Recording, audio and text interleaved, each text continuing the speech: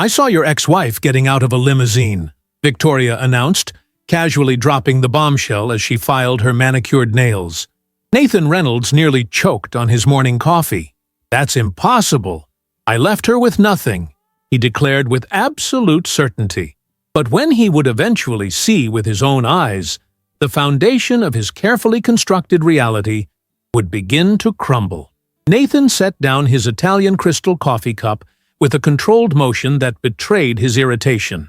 The morning sun streamed through the floor-to-ceiling windows of their Manhattan penthouse, catching the diamond on Victoria's finger, a replacement for the one he'd originally given her, which she'd deemed insufficient 6 months into their marriage. At 54, Nathan still cut an impressive figure. Salt and pepper hair expertly styled, his custom Tom Ford suit hiding the slight paunch he'd developed in recent years. "Are you sure it was Olivia?" he asked, his voice measured but tinged with disbelief. The very thought of his ex-wife in a limousine was absurd. When he'd meticulously orchestrated their divorce 2 years ago, he'd made certain she'd walk away with barely enough to cover a month's rent in a mediocre apartment. Victoria tossed her platinum blonde hair over her shoulder, her bright red lips curling into a smirk. "Of course, I'm sure, Nathan. I may not have known her well, but I'd recognize those green eyes and that caramel-colored hair anywhere. She looked different, though. More put together." She paused dramatically. "Expensive?" Nathan scoffed, adjusting his Patek Philippe watch. "You must be mistaken. Olivia was completely dependent on me. She didn't even have a college degree, for God's sake. Just a pretty face who played housewife for 15 years. He stood, smoothing down his tie. "Probably some look-alike. Or maybe she's dating some fool who's spending his money on her." Victoria shrugged, seemingly losing interest in the topic as quickly as she'd brought it up. "Whatever you say, darling. I know what I saw. It was outside that new high-end boutique on Fifth Avenue, the one where I bought those Louboutins last week." She wiggled her foot, showing off the red-soled shoes that had cost more than most people's monthly salary. "Those shoes were $1,100, Nathan remarked, not because he was concerned about the money, he wasn't, but because he wanted to change the subject. Any mention of Olivia always left him feeling strangely unsettled, though he'd never admit it. Victoria's smile tightened almost imperceptibly. $1,200, actually. The price went up. She returned to filing her nails, the rhythmic scraping filling the silence between them. "Besides, you said yourself when we got married that I should look the part. Your words, not mine." Nathan nodded absently, walking to the window to survey the city beneath him, a city he'd conquered through ruthless determination and calculated risks. From the 62nd floor, people looked like ants, insignificant and easily crushed. That's how he'd always viewed obstacles in his path, including his marriage to Olivia when it no longer served his purposes. The penthouse phone rang, and their housekeeper, Maria, answered it in the other room. A moment later, she appeared at the doorway of the breakfast nook. "Mr. Reynolds, it's Mr. Blackwell on the line. He says it's urgent." Nathan frowned. Richard Blackwell, his CFO, knew better than to disturb his morning routine. "Tell him I'll call him back in 15 minutes. Maria nodded and disappeared. Victoria stood, stretching languidly like a cat. "I'm going shopping with Melanie for the charity gala next week. I need something that will make all those socialite wives green with envy." He kissed him on the cheek, leaving a perfect red imprint. "Don't work too hard, darling." Nathan barely acknowledged her departure, his mind already shifting to business matters. Yet, as he made his way to his home office, the image Victoria had planted, Olivia stepping out of a limousine, niggled at him like a splinter beneath his skin. He picked up the phone and dialed Richard's number. "This better be important, Richard. You know I don't like to be disturbed at home." "Sorry, Nathan, but we've got a situation with the Carson merger. Their CEO is making last-minute demands about the board structure. Wants 2 additional seats." Nathan's jaw tightened. "Absolutely not. We agreed on terms. If Carson's getting cold feet, remind him of what happened to Westfield Industries when they backed out of our deal last year." "I'll handle it," Richard assured him. "Also, the quarterly numbers are in. We're up 17% from projections. The offshore restructuring is paying off handsomely." A smile spread across Nathan's face. The offshore restructuring was their code for the perfectly legal but aggressively creative accounting methods they used to minimize tax burdens. "Excellent. Make sure those numbers are highlighted in the report to shareholders." "Anything else?" "Just one more thing," Richard said, his tone changing slightly. "I saw Olivia last night." Nathan's grip on the phone tightened. "My ex-wife? What about her?" "She was at Le Bernardin with Marcus Sullivan." "The modeling agent?" Nathan felt a strange sensation in his stomach. Marcus Sullivan was one of the most powerful agents in the fashion industry, known for transforming unknown faces into supermodels. "Yes, they seemed friendly. Thought you might want to know." "Why would I care who she dines with?" Nathan replied, too quickly. "Olivia's past is no concern of mine." "Of course," Richard backpedaled. "Just making conversation. I'll see you at the office." Nathan hung up, his good mood evaporating. First Victoria, now Richard. Why was everyone suddenly seeing Olivia? And why was she with Marcus Sullivan? The modeling world was one she'd abandoned when they married, at his insistence. "A Reynolds wife has no need to work," he'd told her repeatedly. And she'd given it up, setting aside her portfolio of early modeling jobs for department stores and local advertisements. Nathan found himself walking to his private study, unlocking the bottom drawer of his desk where he kept personal documents. Beneath contracts and his will was a manila folder he hadn't opened in years. Inside was a collection of newspaper clippings and photographs, evidence of his life with Olivia that he'd meant to discard, but somehow never had. There she was, 25 years old, standing beside him at a charity gala shortly after they'd married. Her caramel hair was shorter then, her green eyes bright with youth and possibility. She'd been beautiful. Still was, he had to admit, but in an accessible, almost innocent way that had both attracted and irritated him. Victoria's beauty was sharp, deliberate, weaponized. Olivia's had been natural, unassuming. He flipped through more photos. Their honeymoon in Bali, a Christmas party at his office, the housewarming for the mansion he'd bought in the Hamptons. In each image, Olivia stood slightly behind him, her smile polite but increasingly reserved as the years progressed. When had that vibrant young woman become the quiet, accommodating wife he'd so easily discarded? Nathan closed the folder abruptly, annoyed at himself for this unexpected detour into sentimentality. It wasn't like him to dwell on the past. He was a forward-looking man, always planning the next acquisition, the next triumph. Olivia was ancient history, a chapter closed and locked. He arrived at his office building 30 minutes later, nodding curtly to the security guards who rushed to hold the door for him.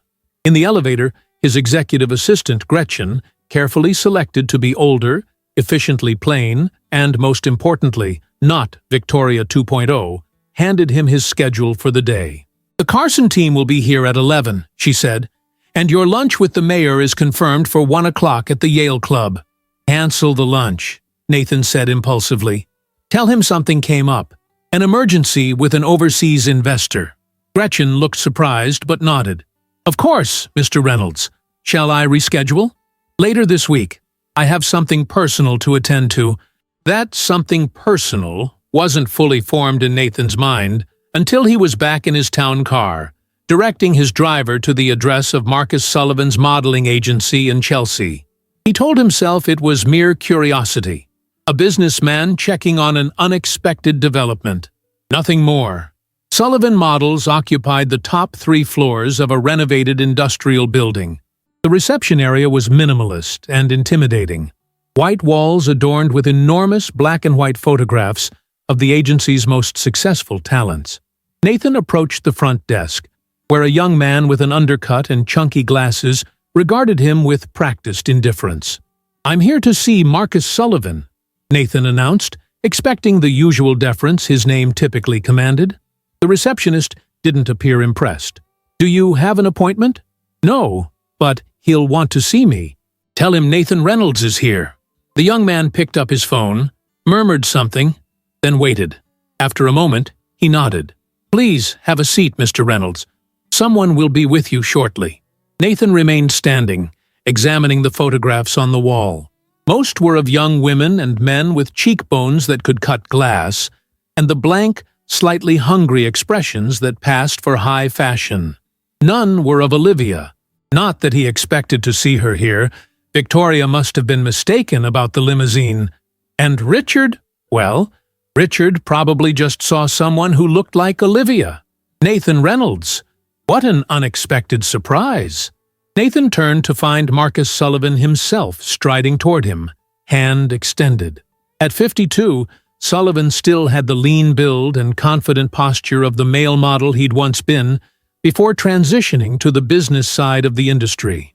His silver hair was cropped short, his suit impeccably tailored, but with an artistic edge that screamed, "Creative professional."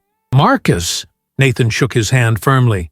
"I was in the neighborhood and thought I'd stop by. It's been a while." Marcus's smile didn't reach his eyes. 10 years, at least. Not since that charity event for the Children's Hospital. You outbid me for that hideous sculpture, as I recall. Nathan had forgotten that encounter.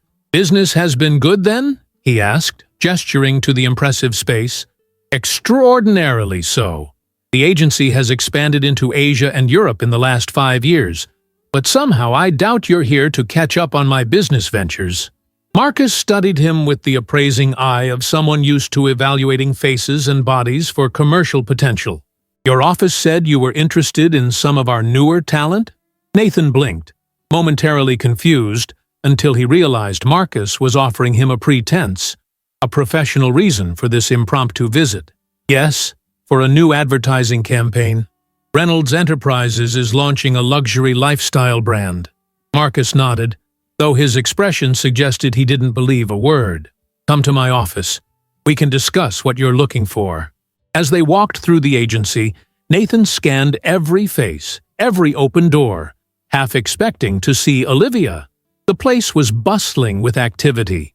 Photographers reviewing shots on large monitors, models being fitted by stylists, makeup artists working their magic.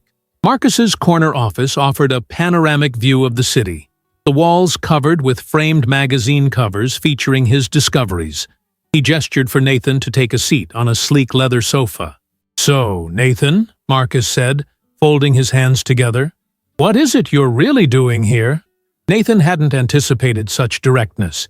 He'd expected the usual business dance, pleasantries, reminiscences, gradual circling toward the actual point. "I heard a rumor that you might be working with my ex-wife," he said finally, deciding that bluntness was the most efficient approach. Marcus's expression remained neutral. "Olivia? Yes. We've been working together." The confirmation hit Nathan with unexpected force. "In what capacity?" "She's one of our most promising new faces in our age-appropriate luxury campaigns. Cosmetics, jewelry, high-end fashion for the discerning mature woman." Marcus leaned back in his chair. "She's quite remarkable, actually. Has a natural camera presence that's rare, even among professionals." Nathan struggled to process this information. "But she hasn't modeled in nearly 20 years. Sometimes talent just needs the right moment," Marcus replied smoothly. "And Olivia's moment is now. She's already booked 3 major campaigns, and we're in talks with several luxury brands that are specifically looking for elegant women in their 40s. Nathan felt oddly betrayed, though he had no right to. "I see. Do you?" Marcus's tone hardened slightly. "Because, from where I'm sitting, you look like a man who expected his ex-wife to disappear into obscurity after he discarded her." "That's not—" Nathan began, then stopped. Wasn't that exactly what he'd expected? What he'd planned for? "Tell me, Nathan," Marcus continued, "did you know Olivia came to see me for representation right before your wedding? That she had 3 promising auditions lined up? That Bergdorf's was considering her for their spring catalog?" Nathan hadn't known. Or perhaps he had, and had chosen to forget. "She canceled everything when you told her you didn't want her to work," Marcus said. 15 years of her life, devoted to being Mrs. Nathan Reynolds. And how did you repay that loyalty? Nathan stood abruptly. I didn't come here for a lecture on my failed marriage, Marcus. No, you came here because you can't stand the idea that she might be successful without you. Marcus also rose, his height matching Nathan's. Well, get used to it. Olivia Morgan, she's using her maiden name now, is going to be everywhere soon. Magazine covers, billboards, television commercials, and there's nothing you can do about it. Nathan left Sullivan Models with his mind in turmoil, ignoring his driver's questioning glance as he slid into the back seat of his Mercedes. Back to the office, he barked, loosening his tie, which suddenly felt like a noose around his neck. As the car pulled away from the curb, he stared unseeing at the crowded sidewalks of Manhattan, trying to process what he'd just learned. Olivia, his quiet, compliant ex-wife, was not only modeling again but apparently thriving. The woman who'd once needed his approval to change her hairstyle was now appearing in major campaigns. How was this possible? And more importantly, why did it bother him so much? When Nathan returned to his office, he brushed past Gretchen without acknowledging her and closed his door with more force than necessary. Seated at his imposing mahogany desk, he opened his laptop and typed Olivia Morgan model into the search engine. The results made his stomach drop. There she was, his ex-wife, staring back at him from professional photographs that showcased a woman he barely recognized. In one image, she wore an elegant black evening gown, her caramel hair swept up to reveal the graceful curve of her neck. In another, she gazed directly at the camera, green eyes intense, wearing a crisp white shirt and simple gold jewelry that emphasized her natural beauty. The most recent post was from Elegance Cosmetics, announcing Olivia as the face of their new ageless beauty line. The caption read, "True beauty isn't about looking young. It's about looking authentically yourself at any age. Introducing our newest ambassador, Olivia Morgan."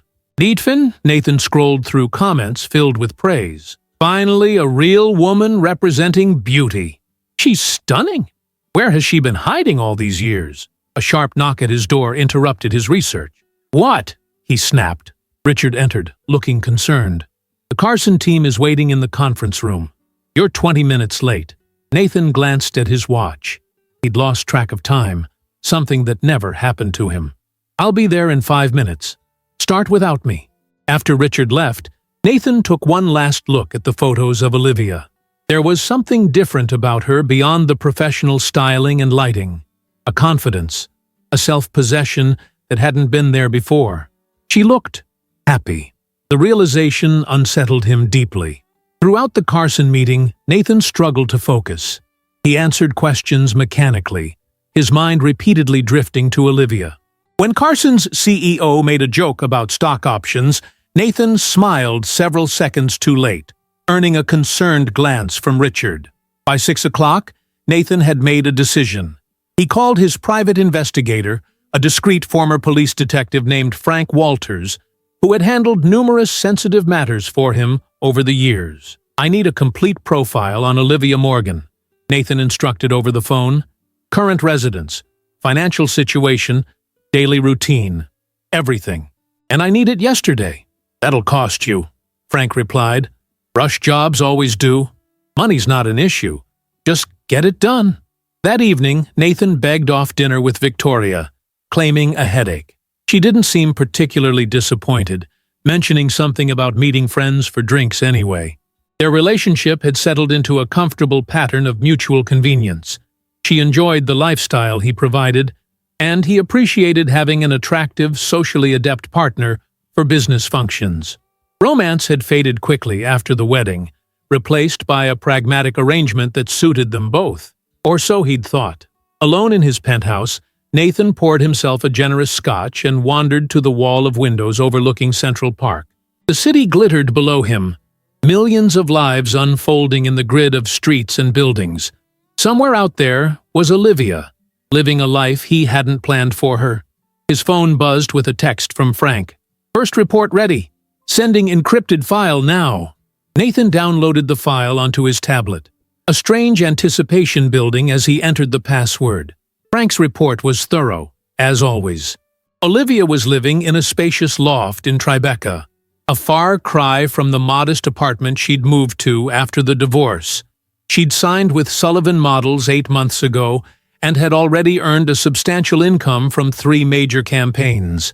Her daily routine included early morning workouts with a personal trainer, regular meetings at Sullivan's agency, and photography sessions at various studios around the city. The most surprising detail was buried in the financial section. Olivia had recently made a 7-figure real estate investment, purchasing a historic brownstone in Brooklyn Heights that was currently undergoing renovation. Impossible, Nathan muttered, rereading the section. The settlement he'd so carefully crafted had left her with barely enough to survive for a year. Even with modeling success, she couldn't have accumulated enough for such a purchase so quickly. He scrolled further, looking for an explanation, and found it in Frank's notes. Subject appears to have received financial backing from Carter Investment Group 6 months ago. Nathan frowned.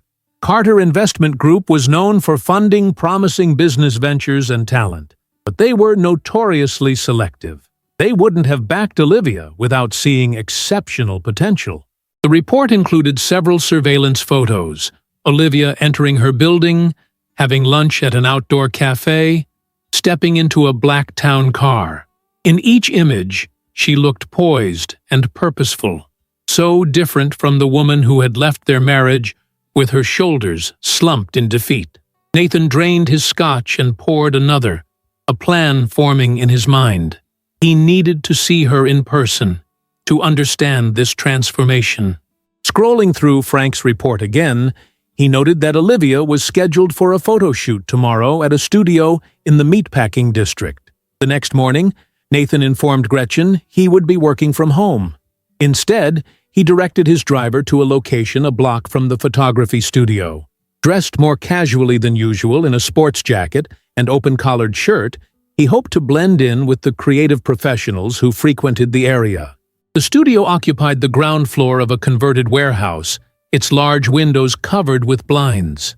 Nathan positioned himself at a cafe across the street, ordering a coffee he didn't want, and opening his laptop as if working. For nearly an hour, he observed people coming and going, assistants carrying coffee trays, couriers delivering packages, stylists wheeling racks of clothing. Then a black Lincoln Town car pulled up, and Olivia emerged. Nathan's breath caught. In person, her transformation was even more striking. She wore slim black pants and a simple cream blouse, her caramel hair loose around her shoulders. She thanked the driver and entered the building with the confident stride of someone who belonged there. Nathan closed his laptop, paid for his untouched coffee, and crossed the street before he could reconsider. At the studio's entrance, a young woman with a clipboard stopped him. "Can I help you?" Nathan straightened his jacket. "I'm here to see Olivia Morgan." The woman consulted her clipboard. "Your name isn't on the list. Are you with the Elegance team?" "No, I'm an old friend." I was hoping to surprise her. The woman looked skeptical. "Ms. Morgan is in the middle of a shoot. I can't interrupt." "Please," Nathan said, employing the charm that had helped him close countless deals. "Just tell her Nathan is here. If she doesn't want to see me, I'll leave immediately." The woman hesitated, then nodded reluctantly. "Wait here." Through the partly opened door, Nathan could see activity in the large open space. Lights being adjusted, people moving equipment. He caught a glimpse of Olivia sitting in a makeup chair, a stylist working on her hair. A moment later, the assistant returned. "She says she'll see you during her break in 20 minutes. You can wait in the reception area." Nathan was escorted to a small waiting room with uncomfortable modern furniture and walls covered with framed magazine covers. He paced the room, suddenly unsure why he was there or what he planned to say. Exactly 20 minutes later, the door opened, and Olivia stood before him. Up close, she was even more beautiful than in the photographs, her skin glowing, her green eyes assessing him coolly. "Nathan?" she said, her voice neutral. "This is unexpected." He found himself momentarily speechless, thrown off balance by her composure. In their marriage, she had always been the one to fill awkward silences, to smooth over difficult moments. Now she simply waited, one eyebrow slightly raised. "You look well," he finally managed. "Thank you." She gestured to the seating area. "I have 10 minutes before I need to get back. What brings you here?" They sat across from each other, Nathan perched uncomfortably on the edge of a chrome and leather chair that seemed designed to prevent relaxation. "I heard you're working with Marcus Sullivan," he began. "Apparently, quite successfully." A small smile played at the corners of her mouth. "News travels fast. Victoria saw you getting out of a limousine the other day. I didn't believe her at first." "Ah," Olivia nodded, as if this explained everything. "And you came to verify for yourself." Nathan shifted in his seat. "I was curious. The last I heard, you were working retail." "I was," she acknowledged, "for 8 months after our divorce. It was educational. And now you're modeling again." "Yes." She glanced at her watch. "Is that why you tracked me down? To confirm my employment status?" Her directness caught him off guard. The Olivia he remembered would have been anxious to please, eager to explain. This woman seemed perfectly comfortable with his discomfort. "I'm just trying to understand," Nathan said, leaning forward. "How did this happen so quickly? The brownstone in Brooklyn Heights, the campaigns with major brands, even with Sullivan's backing, it's an unusual trajectory." Olivia's expression changed subtly, a flash of something, surprise, perhaps, crossing her features before her composure returned. "You've been investigating me." It wasn't a question, but Nathan felt compelled to defend himself. "I was concerned."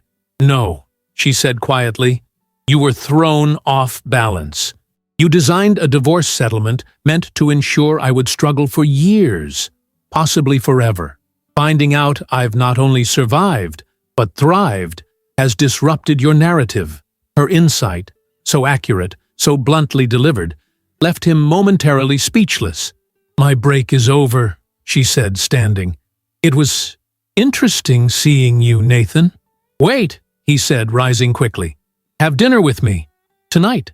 To catch up properly." Olivia studied him, her expression unreadable. "Why would I do that?" Nathan, accustomed to people eagerly accepting his invitations, found himself floundering. "For old time's sake?" She laughed then, a genuine sound that transformed her face. "Our old times aren't exactly cherished memories, Nathan." "To make amends, then," he said impulsively. Olivia tilted her head, considering him. "You know what? I'll accept. Not because I believe you've suddenly developed a conscience, but because I'm curious what this is really about." She took a business card from her purse and wrote on the back, "Meet me here at 8. Don't be late." Nathan glanced at the card after she left. She'd written the name of a restaurant in Soho, not one of the ultra-exclusive establishments he typically frequented, but a well-regarded place known for its innovative cuisine and artistic clientele. He left the studio feeling oddly victorious, though he couldn't have explained why. Throughout the day, he found himself checking the time, the hours crawling by with unexpected slowness. At 6, he returned to his penthouse to change, selecting a more casual outfit than his usual business attire. Dark jeans and a cashmere sweater that Victoria had once told him brought out the blue in his eyes. "Going somewhere?" Victoria's voice startled him as he adjusted his collar in the bedroom mirror. Nathan hadn't heard her come in. "Business dinner," he said smoothly. "Potential investor who's allergic to formality. Hence the casual approach." Victoria leaned against the doorframe, her expression skeptical. "Since when do you cater to investors' fashion preferences?" "Since this one controls a fund worth $2 billion, Nathan replied, the lie coming easily. "Sometimes adaptation is necessary for success." Victoria straightened, her interest apparently exhausted. "I'm going to the Petersons' charity gala tonight. Don't wait up." Nathan arrived at the restaurant 10 minutes early. an unusual occurrence for a man who typically made others wait for him as a subtle power play. The place was busy, but not crowded, with an eclectic mix of patrons ranging from artistic types in carefully curated vintage clothes to tech entrepreneurs in expensive, casual wear. Olivia arrived precisely at 8, wearing a simple black dress that Nathan suspected cost more than she'd ever spent on clothing during their marriage. She greeted him with a brief, impersonal kiss on the cheek, the scent of her perfume, unfamiliar, sophisticated, lingering as she took her seat. "You look beautiful," Nathan said, meaning it. "Thank you," she replied, accepting the compliment without elaboration. She studied the wine list with the confidence of someone who knew what she was looking for. When the waiter appeared, she ordered a bottle of Burgundy that Nathan recognized as an excellent but not ostentatious choice. "You've developed an interest in wine," he observed after the waiter left. Olivia smiled. "I've developed many interests since our divorce. Wine, art, architecture. It's amazing how much room there is for personal growth when you're not constantly trying to accommodate someone else's expectations." The subtle barb wasn't lost on Nathan. "I never meant to stifle you," he said, surprising himself with the admission. "Didn't you?" She met his gaze directly. "You systematically discouraged every ambition I had that wasn't related to being Mrs. Nathan Reynolds. My modeling career, my interest in interior design, even the charity work I wanted to do. You preferred me dependent." The waiter returned with the wine, performing the ritual of presentation and tasting.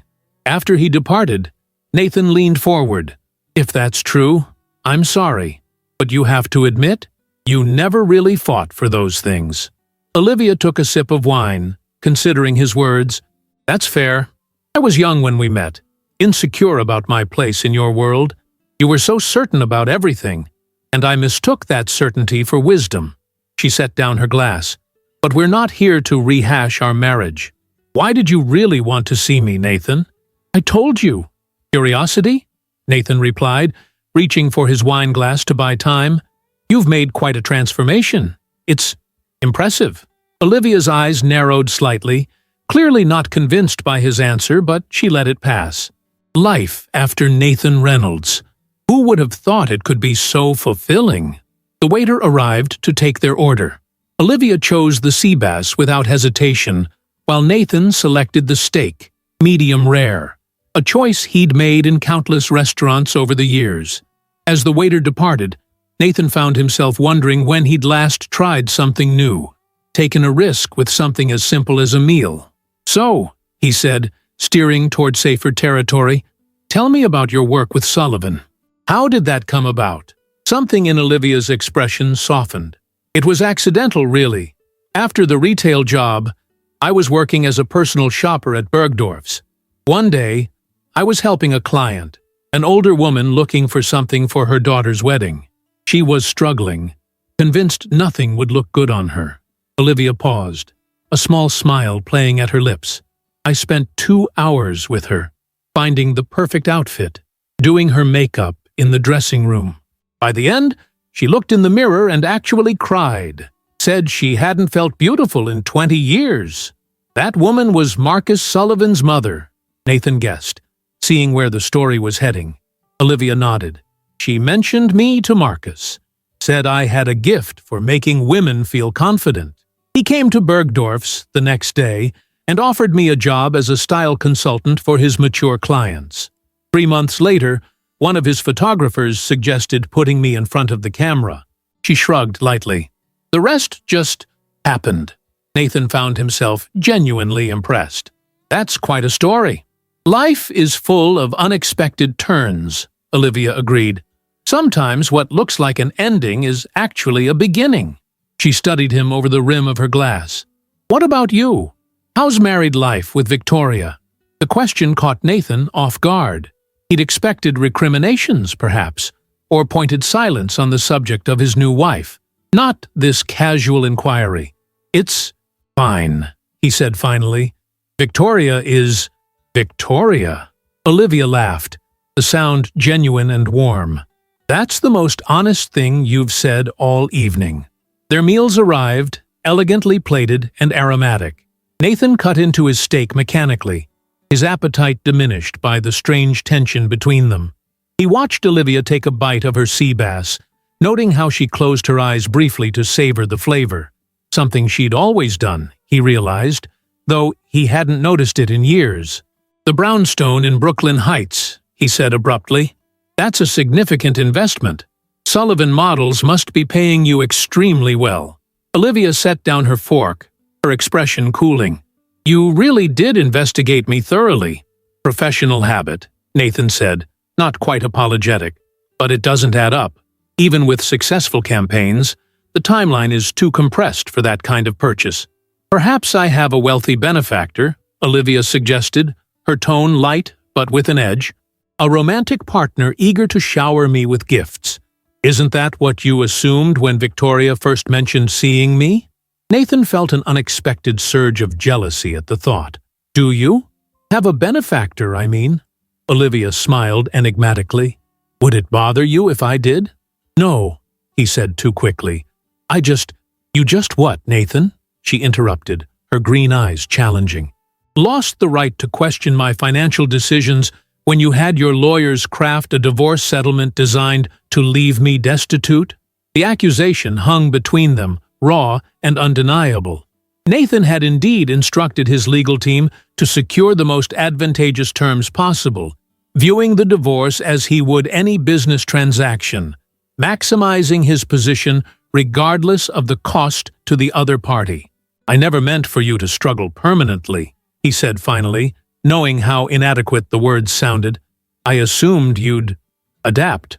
"I did adapt," Olivia replied evenly, "just not in the way you anticipated." She took another sip of wine. "But to satisfy your curiosity, no, I don't have a wealthy boyfriend bankrolling my life.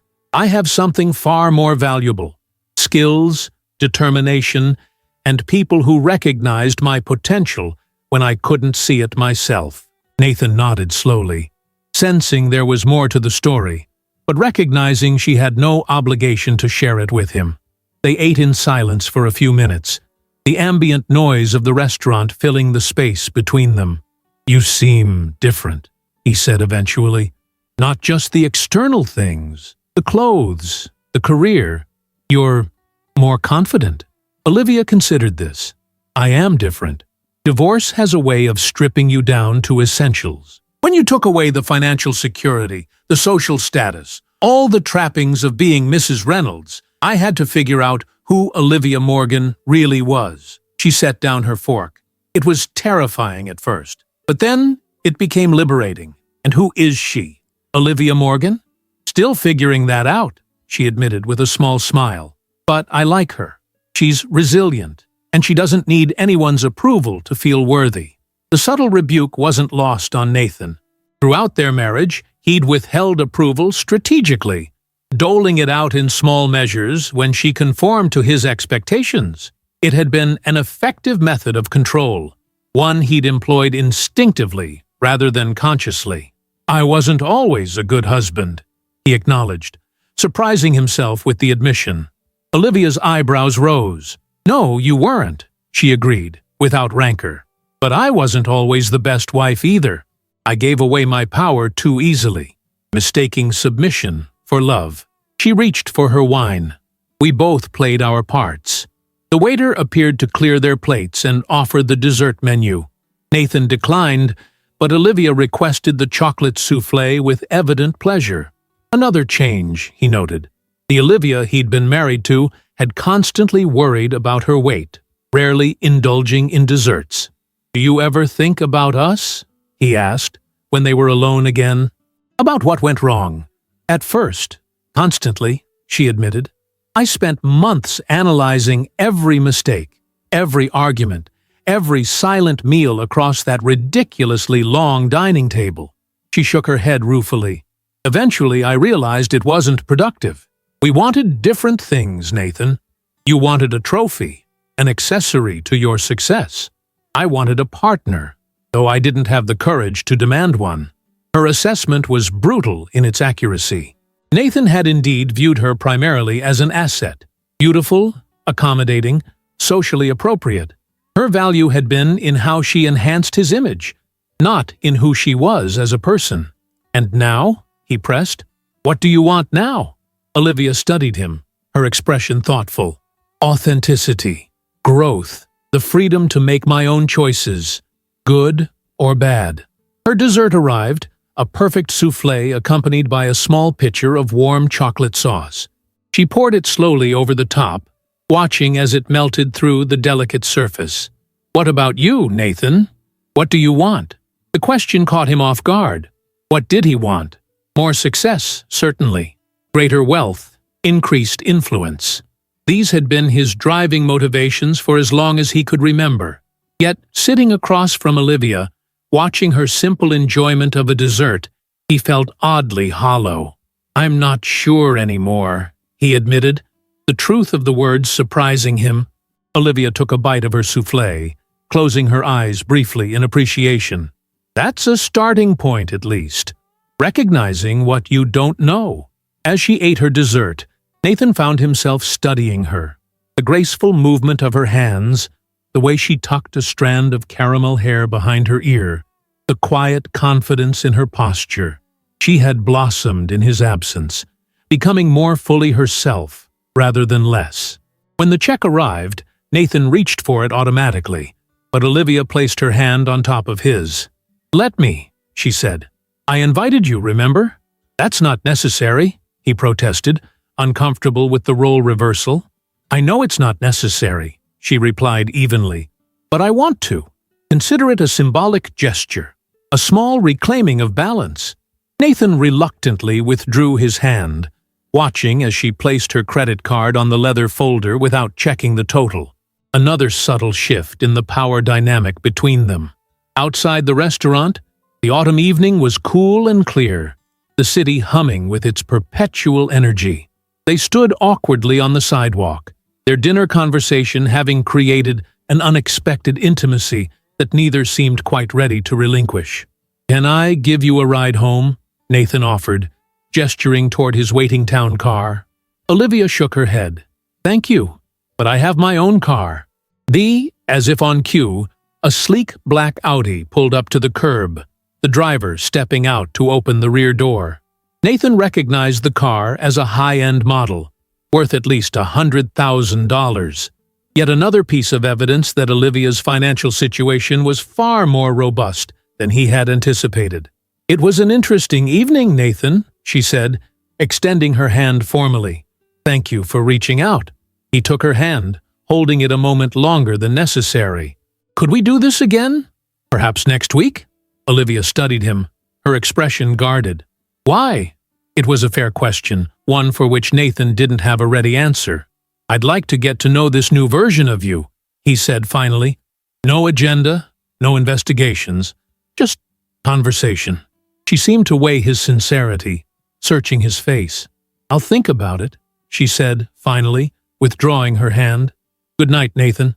He watched her slide into the Audi, the car pulling smoothly into traffic and disappearing around a corner. For several minutes, Nathan stood motionless on the sidewalk, ignoring his own waiting driver, trying to understand the unfamiliar emotions stirring within him. Back at his penthouse, Nathan found Victoria already home, lounging on the sofa in silk pajamas, scrolling through her phone. She glanced up as he entered, her expression mildly curious. "How was your business dinner?" she asked, making air quotes around the words. Nathan loosened his tie. "Productive. How was the gala?" "Boring. Same people, same conversations, same overcooked chicken." She returned to her phone. "Melissa Jenkins got another facelift. Looks like a startled cat." Nathan poured himself a scotch, hardly listening to Victoria's gossip about people he barely knew and cared about even less. His mind was still with Olivia, replaying their conversation, analyzing her words and expressions.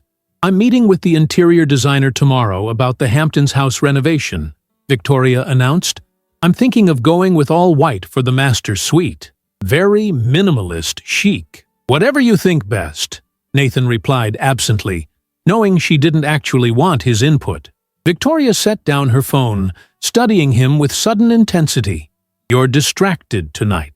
Everything okay with the Carson deal?" "Fine," he assured her, grateful for the ready excuse. "Just some complications with the restructuring. Nothing to worry about." She nodded, accepting the explanation without further inquiry. Another indication of how separate their lives had become, despite sharing the same address. Victoria had never shown much interest in the details of his business, just as he paid little attention to her social calendar or shopping expeditions. Theirs was a marriage of convenience and mutual benefits, lacking the emotional entanglements that had complicated his relationship with Olivia. Yet now, comparing the two women, Nathan found himself questioning choices he'd long considered self-evidently correct. Victoria was undeniably beautiful, socially adept, sexually sophisticated, everything he'd told himself he wanted in a partner. But their connection remained superficial, a performative partnership rather than a genuine bond. His phone chimed with a text message. It was Frank Walters. Additional information on OM obtained. Significant detail: trust fund activated on 45th birthday. Previously unknown. Maternal grandmother's bequest. Held in escrow during marriage per prenup terms. Estimated value: $4.5 million. Nathan stared at the message, pieces falling into place. Olivia had come from a modest background, or so he'd believed. They'd met when she was 25, and he'd never inquired deeply about her family, assuming their financial situation based on her career as a waitress and aspiring model. The idea that she'd had a trust fund all along, one substantial enough to fund her current lifestyle, was astonishing. More troubling was the revelation that this asset had been held in escrow during marriage per prenup terms. Nathan recalled the prenuptial agreement his lawyers had prepared, a document Olivia had signed without much scrutiny. Had there been a clause requiring her to set aside any inheritance during their marriage? He couldn't remember the specific details, having left the particulars to his legal team with the general instruction to protect my interests at all costs. "I'm going to my study," he told Victoria, who merely nodded without looking up from her phone. In the privacy of his home office, Nathan retrieved the digital copy of their prenuptial agreement, scanning through the dense legal language until he found it. A clause stipulating that any inheritance or trust fund coming to either party during the marriage would remain separate property, not subject to division in case of divorce. A standard provision, but one that had apparently worked in Olivia's favor rather than his. He leaned back in his chair, processing this information. Olivia hadn't mentioned the trust fund during dinner. Why? Was she enjoying keeping him in the dark, letting him wonder about the source of her newfound prosperity? Or was it simply that she no longer felt any obligation to share personal details with the man who had discarded her? Nathan's phone rang. "Richard Blackwell, at this hour?" He answered with a terse, "What is it?" "Sorry to disturb you, Nathan, but there's something you should know," Richard said, his voice tense. "I just left a dinner with James Peterson, the hedge fund manager. What about him?" "He mentioned that Carter Investment Group is making a major play in the luxury retail sector. They're backing a new high-end boutique chain catering to mature women. Curated clothing, personalized styling, the works." Nathan felt a prickle of unease. "And the face of the brand, the creative director. It's Olivia, your ex-wife." The revelation hit Nathan with unexpected force. This wasn't just about modeling campaigns or a fortunate inheritance. Olivia was building something substantial, leveraging her newly reclaimed modeling career into a business venture with significant backing. "How far along is this project?" Nathan asked, keeping his voice neutral. "First flagship store opens in 3 months, Manhattan. Then Chicago, LA, Miami. Peterson says they're projecting 8-figure revenue in the first year." After ending the call, Nathan sat motionless, absorbing the implications. Olivia wasn't just surviving without him, she was thriving, creating something meaningful, potentially valuable. And Carter Investment Group clearly saw her potential, providing capital that would accelerate her success. A strange mixture of emotions washed over him: surprise, respect, and something else he was reluctant to name. Pride? No, that wasn't quite right. Regret, perhaps. Regret for underestimating her, for failing to see what she was capable of when freed from the constraints he'd placed upon her. Nathan poured another scotch, this one larger than the first. Tomorrow, he decided, he would call Marcus Sullivan again, not to investigate Olivia further, but to offer his congratulations on her new venture. It was the civilized thing to do, after all, and perhaps, if she was amenable, they might have dinner again. As he sipped his drink, Nathan found himself recalling a moment early in their marriage, Olivia excitedly showing him sketches for a clothing boutique she'd dreamed of opening someday. He'd dismissed the idea as impractical, a hobby rather than a serious business proposition. "Focus on being my wife," he'd told her. "That's more than enough responsibility." Now, nearly 2 decades later, she was bringing that dream to life without him. The irony wasn't lost on Nathan. He'd believed himself the architect of both their union and its dissolution, controlling the narrative at every turn. But Olivia had written her own unexpected final chapter, one in which she didn't need Nathan Reynolds at all. The following morning, Nathan woke earlier than usual, his sleep disturbed by dreams he couldn't quite remember. Victoria was still asleep, her beauty mask and earplugs ensuring her customary 8 hours of uninterrupted rest. He dressed quietly and left the penthouse before she stirred. At his office, he instructed Gretchen to clear his morning schedule, then called Marcus Sullivan. The modeling agent sounded wary when his assistant put Nathan through. "Nathan, twice in 1 week. To what do I owe this honor?" "I heard about Olivia's venture with Carter Investment Group," Nathan said, deciding directness was the best approach. "The boutique chain. It's impressive." A pause, then, "Yes, it is. Though I'm surprised you're calling to acknowledge that fact." "I had dinner with Olivia last night," Nathan admitted. "It was enlightening." "I see." Marcus's tone remained cautious. "And now you're what? Offering congratulations? Or looking for investment opportunities?" The question gave Nathan pause. Was that what this call was really about? A business angle he could exploit? The thought had certainly crossed his mind. Getting in early on what could be a successful venture would be a sound financial move. "Neither, actually," he said finally. "I'm calling because I realized something. During our marriage, Olivia mentioned wanting to open a boutique. I dismissed it. Now she's doing exactly what she dreamed of, and doing it well. I just wanted to acknowledge that I was wrong."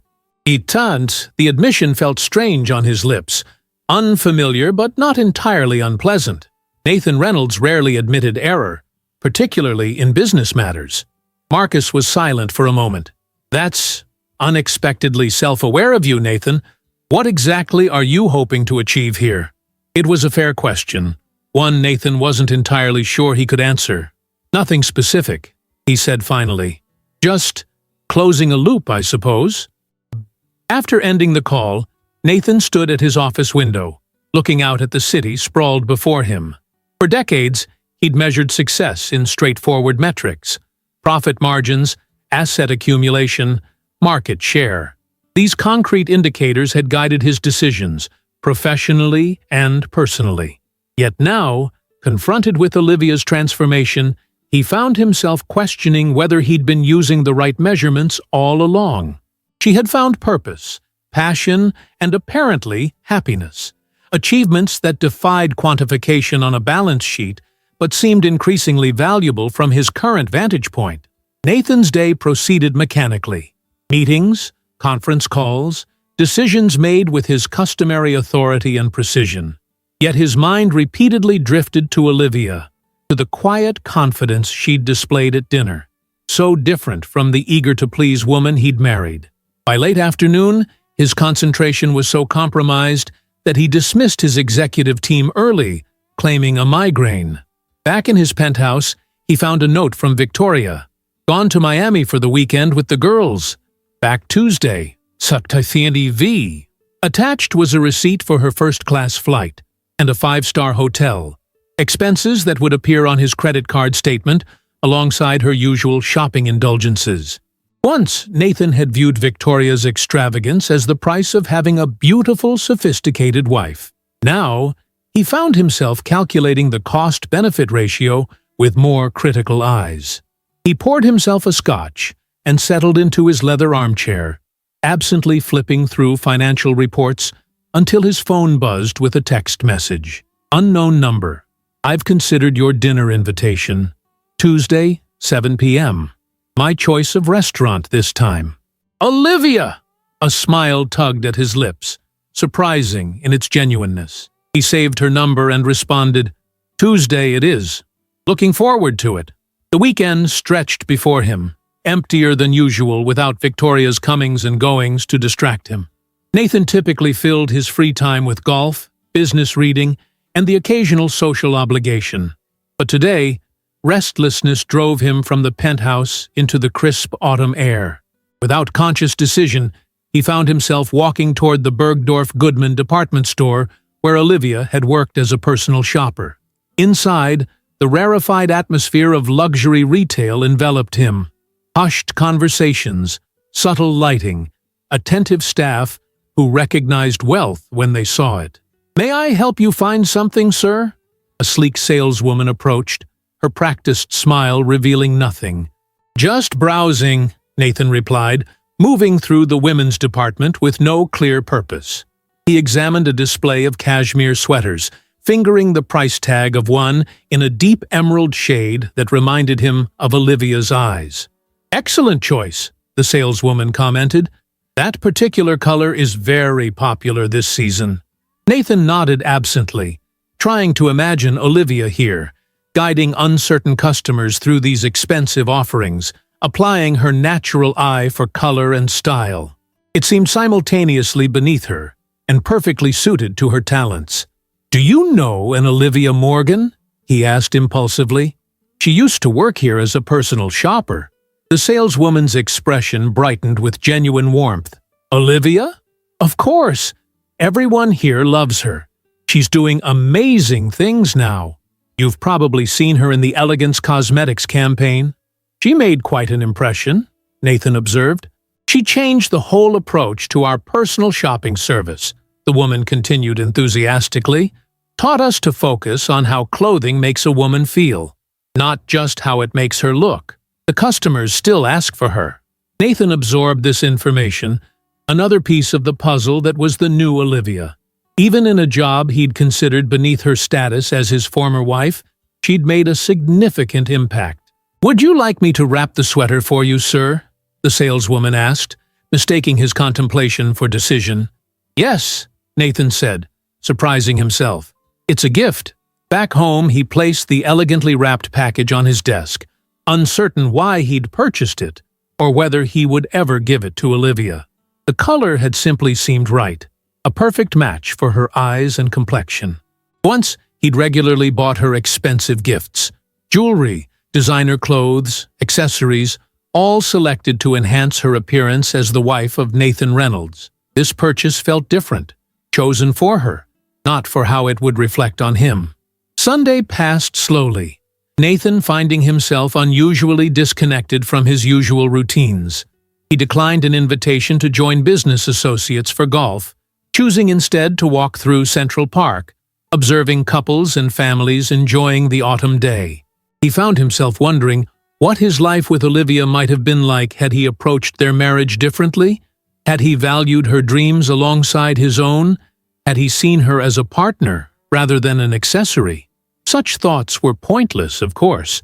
The past couldn't be rewritten.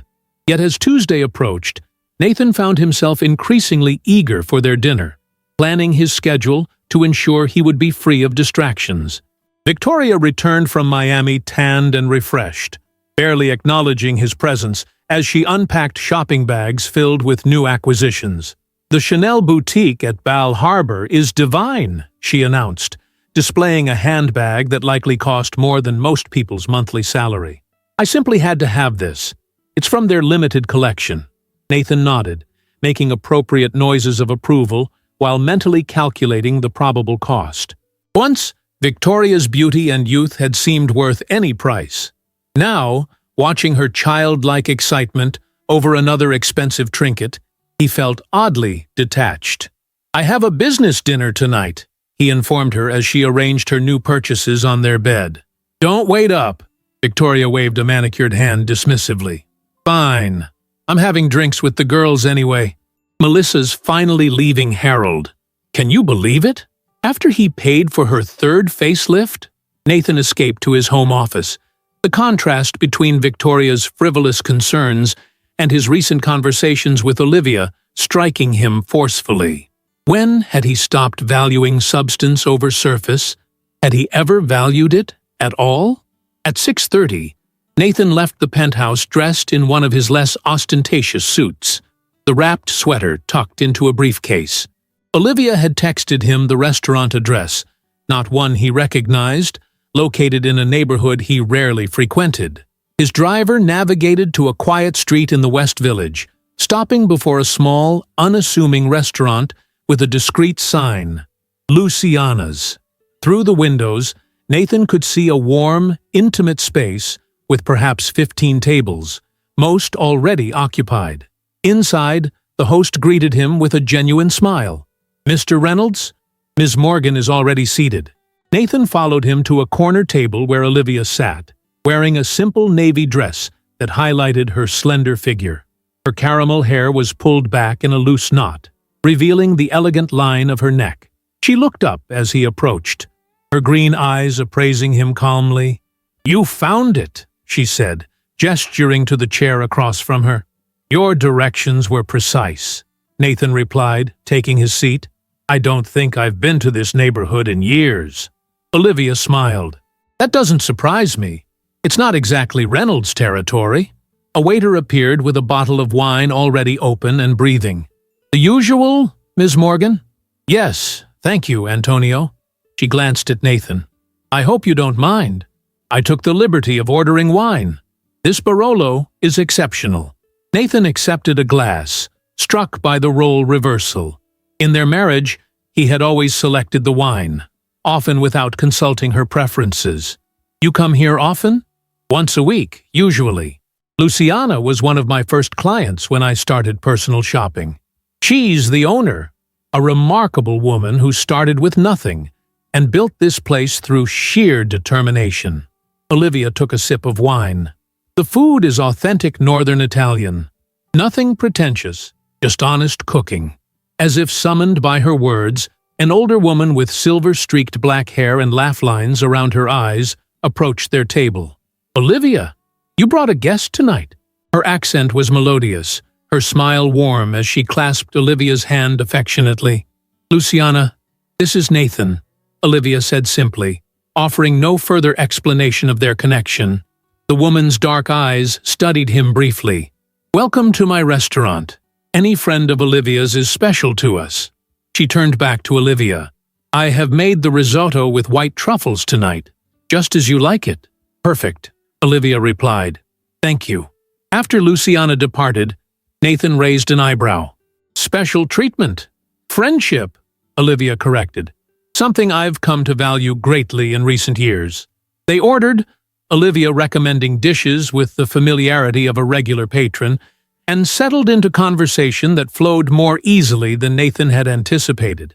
She asked about his business ventures with what seemed like genuine interest, and he found himself explaining complex deals in terms he rarely used with Victoria, who tended to glaze over at the mere mention of corporate strategy. "Carter Investment Group," he said eventually, watching her expression carefully. "That's a significant partnership for your boutique concept." Olivia's eyes widened slightly. "You've been busy with your investigation." "Just staying informed," Nathan replied smoothly. "It's an impressive business model. Upscale retail targeting mature women, a demographic with substantial disposable income, but traditionally underserved by the fashion industry." "That was exactly my pitch to them," Olivia acknowledged, seeming neither defensive nor boastful. "Women over 40 often feel invisible in luxury retail spaces. I experienced it firsthand after our divorce. Salespeople automatically directing me to the most conservative, matronly options, Assuming my age meant I wanted to disappear rather than express myself. She leaned forward, her passion for the subject evident. But these women often have more financial freedom than their younger counterparts, more confidence in their tastes, and a desire for quality over trends. Nathan nodded, genuinely impressed by her insight. The trust fund certainly helped get it off the ground, I imagine? Olivia's expression cooled noticeably. Ah, so you know about that too. It was in your grandmother's name, correct? Activated on your 45th birthday? She set down her wine glass with deliberate care. My maternal grandmother, a woman who built a small fortune from a single dress shop in Connecticut. She left equal amounts to all her grandchildren, with the stipulation that we wouldn't receive it until we were 45. Old enough, she believed, to use it wisely. Her gaze was steady. And yes, according to our prenuptial agreement, it remained separate property, not subject to division in divorce. A provision meant to protect my assets, Nathan noted with ironic appreciation. Life is full of unexpected symmetries, Olivia replied. Though to be fair, I didn't know about the trust fund until after our divorce was finalized. My mother told me then. Apparently, my grandmother didn't trust you from the beginning. Thought you'd find a way to control that money too. The assessment stung, not least because Nathan suspected he would indeed have found ways to influence how Olivia used her inheritance had he known about it during their marriage. Smart woman, your grandmother, he conceded. Olivia studied him, her expression softening slightly. Why are we here, Nathan? These dinners? The investigation into my finances? What is it you're really after? It was a fair question, one Nathan had been asking himself since their first encounter. What did he want from these meetings? To reassert control over a narrative that had slipped away from him? To understand how the woman he'd dismissed as helpless had transformed into this confident, successful person? Or something else entirely? I'm not entirely sure, he admitted finally. When Victoria mentioned seeing you, I was disturbed by the idea that you might be doing well without me. That wasn't the ending I had scripted. And now? Nathan considered the question carefully. Now I find myself curious, interested, perhaps even impressed. He met her gaze directly. The woman sitting across from me is so different from the one I was married to.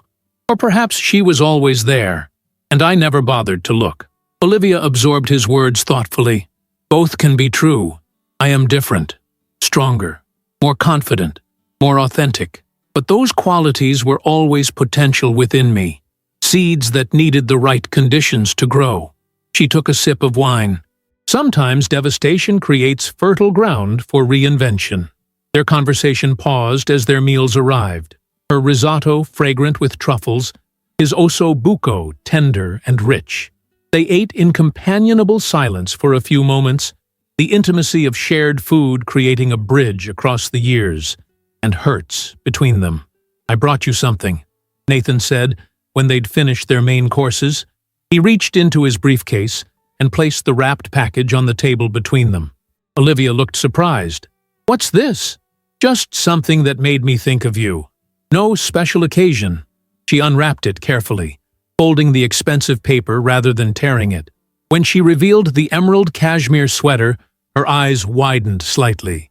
It's beautiful, she said, running her fingers over the soft material. And a perfect color. I remembered how well green suits you, Nathan said, feeling uncharacteristically uncertain. I was at Bergdorf's and— You went to Bergdorf's? Olivia interrupted, seeming more surprised by this fact than by the gift itself. Nathan nodded, feeling strangely exposed. I wanted to see where you had worked. The saleswoman spoke very highly of you. Olivia studied him with new interest. That's unexpected. I'm discovering I knew very little about your life, Nathan admitted. Even when we were married, her expression softened. Thank you for the sweater. It's thoughtful. The moment held a fragile connection, quickly broken when Olivia's phone buzzed with a text message. She glanced at it briefly. Sorry, I need to respond to this. Work issue. Nathan watched as she typed a quick reply, struck by another reversal, How often had he interrupted their rare conversations during their marriage to handle urgent business matters? How many dinners had Olivia eaten alone while he took calls or responded to emails? "Everything okay?" he asked when she set the phone down. "Just finalizing details for a photo shoot tomorrow. The boutique launch is moving quickly." She smiled apologetically. "Speaking of which, I should probably call it a night soon. Early start tomorrow." Nathan signaled for the check, but Olivia shook her head. "It's taken care of," she said. "I arranged it when I made the reservation." Another inversion of their usual dynamic. Throughout their marriage and subsequent dinners with business associates, Nathan had always been the one to handle the bill, often with a flourish designed to emphasize his wealth and generosity. Outside the restaurant, the autumn night was cool and clear, the West Village streets quieter than the midtown avenues Nathan typically frequented. Olivia's driver waited at the curb, the same sleek Audi from their previous dinner. "Thank you for tonight," Nathan said, suddenly reluctant for the evening to end. "I'd like to do this again." Olivia considered him, her expression thoughtful. "Why, Nathan? What are we doing here? I'm not going to be your mistress, if that's what you're angling for." "That's not—" he began, then stopped, recognizing the fairness of her suspicion. His track record hardly suggested pure motives. "That's not what I want. I just enjoy your company, the conversation, the perspective." She studied him for a long moment. "We're not friends, Nathan. Too much history. Too much hurt. What are we then?" "I don't know," she admitted. "But I do know that I've worked hard to rebuild my life, to create something meaningful. I won't risk that equilibrium for whatever this is." Nathan nodded, accepting her boundary. "I understand, but if you change your mind about dinner, I'll let you know," she said, her tone gentler than her words. She hesitated, then added, "Thank you again for the sweater. It really is lovely." He watched her car pull away, standing on the sidewalk long after it had disappeared from view. The night felt suddenly empty, the prospect of returning to his penthouse, with or without Victoria's presence, unexpectedly bleak. Instead, Nathan walked, allowing the unfamiliar neighborhood to envelop him. Past brownstones with warm light spilling from windows, small restaurants with laughing patrons, couples walking hand in hand, a different New York from the power corridors and exclusive venues he typically inhabited. His phone buzzed. Victoria, wondering when he'd be home.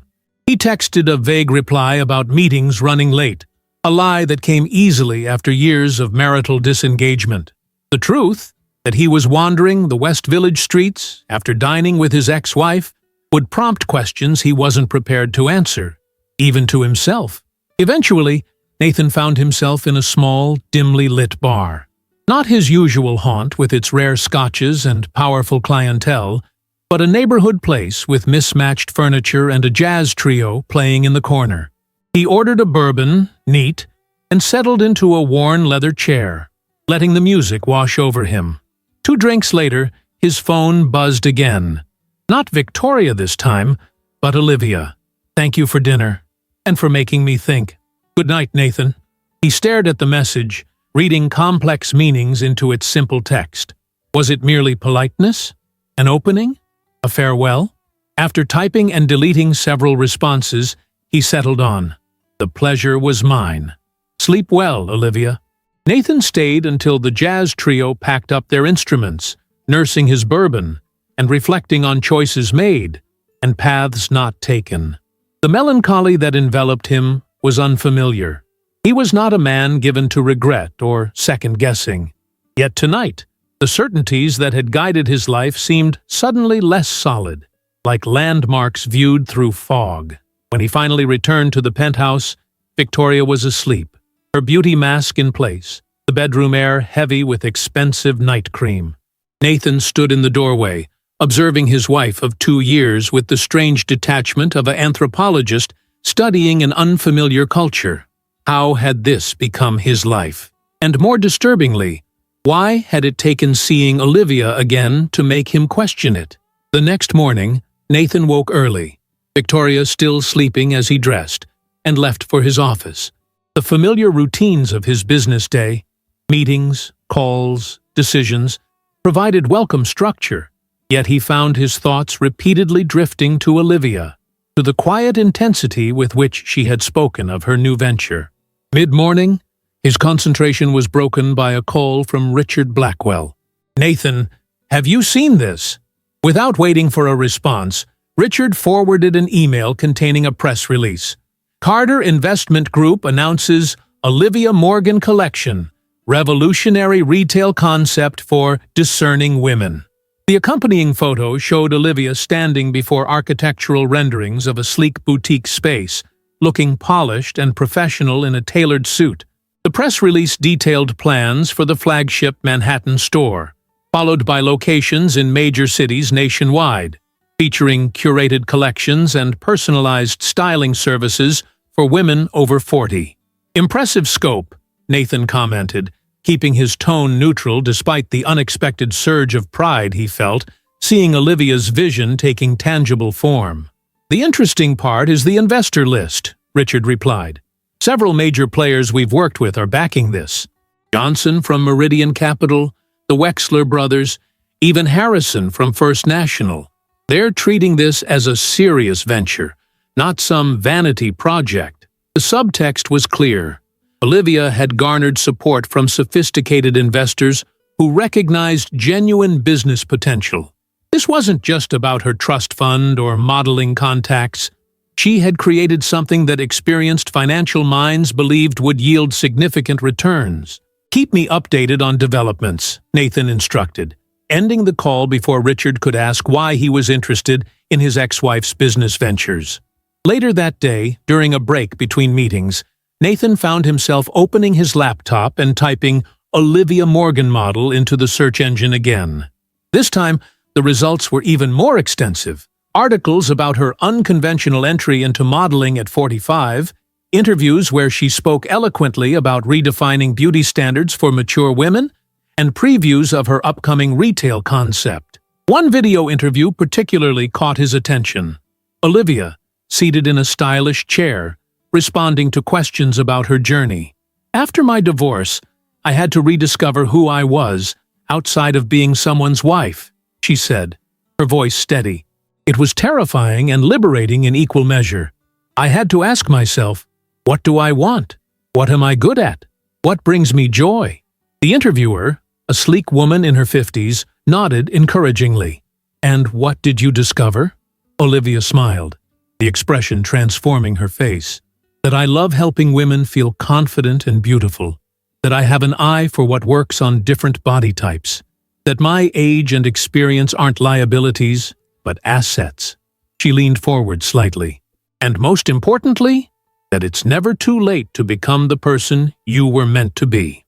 Nathan closed the video, unexpectedly moved by Olivia's words. "It's never too late to become the person you were meant to be." The sentiment lingered, challenging him in ways he couldn't immediately articulate.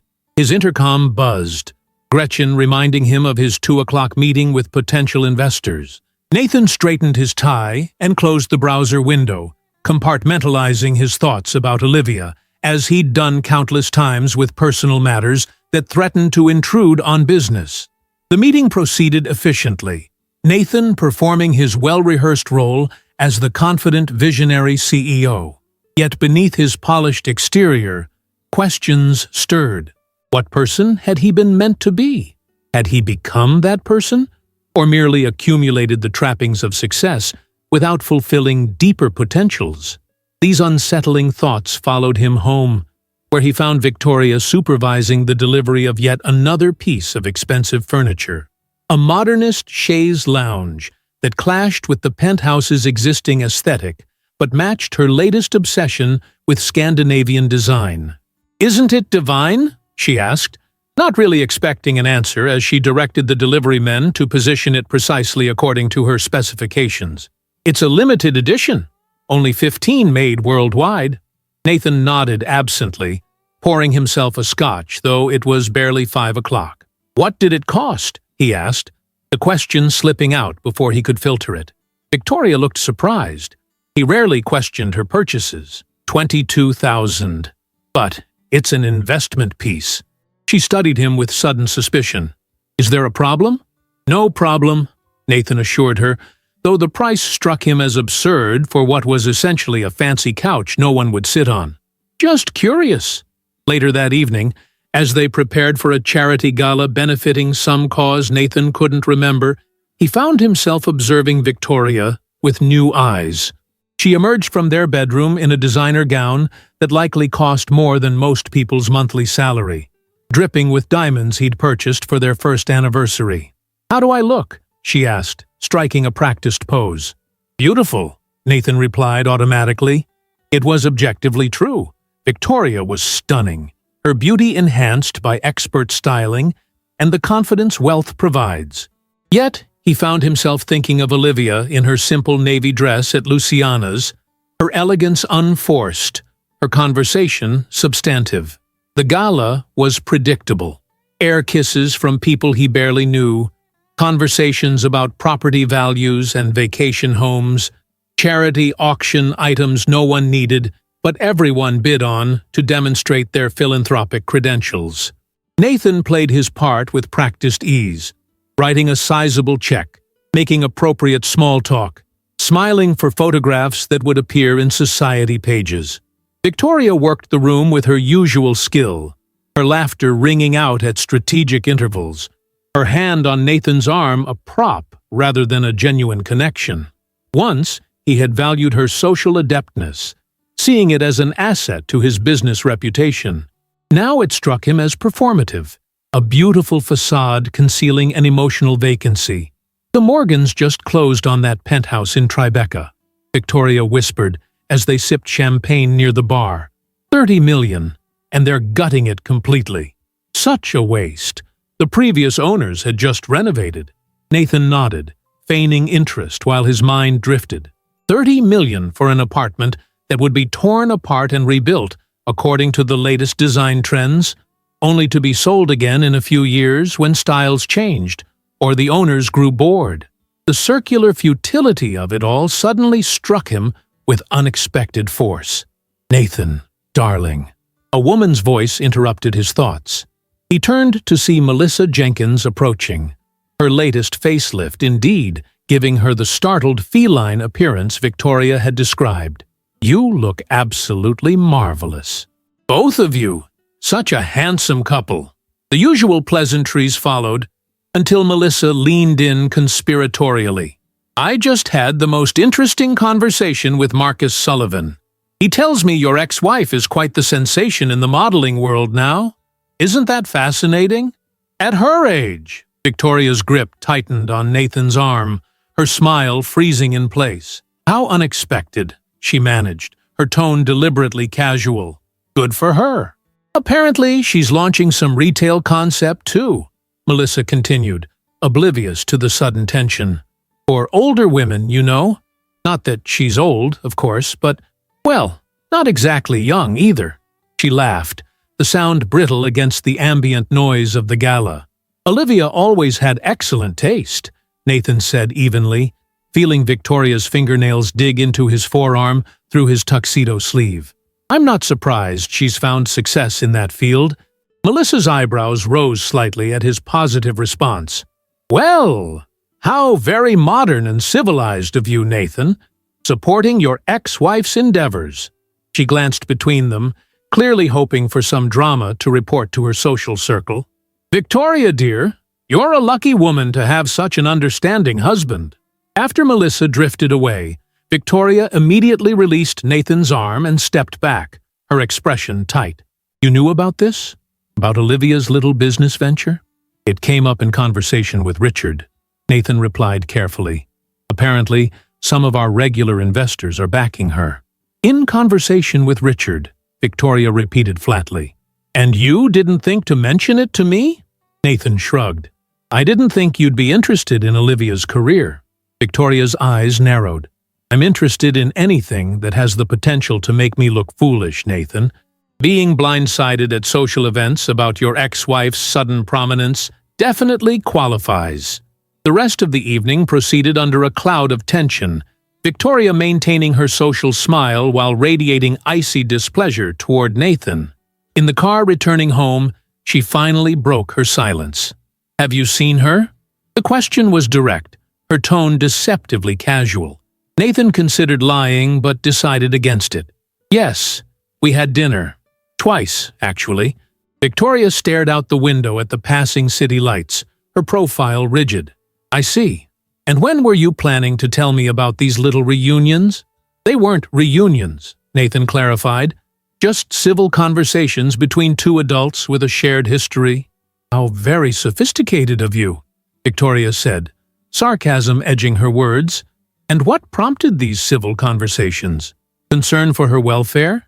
Nostalgia? Or perhaps something else entirely?" Nathan turned to face her directly. "What are you implying, Victoria?" "I'm not implying anything. I'm asking a straightforward question. Why are you suddenly having dinner with your ex-wife?" It was a fair question, one Nathan had been asking himself since that first impulsive visit to Olivia's photo shoot. "Curiosity, initially," he admitted. "When you mentioned seeing her getting out of a limousine, it seemed improbable, given the terms of our divorce." Victoria's laugh was sharp, without humor. "So you were checking to make sure she was still properly punished for being replaced? How petty, Nathan. Even for you." The assessment stung, not least because it contained a grain of truth. His initial reaction to hearing about Olivia's apparent success had indeed been disbelief tinged with resentment.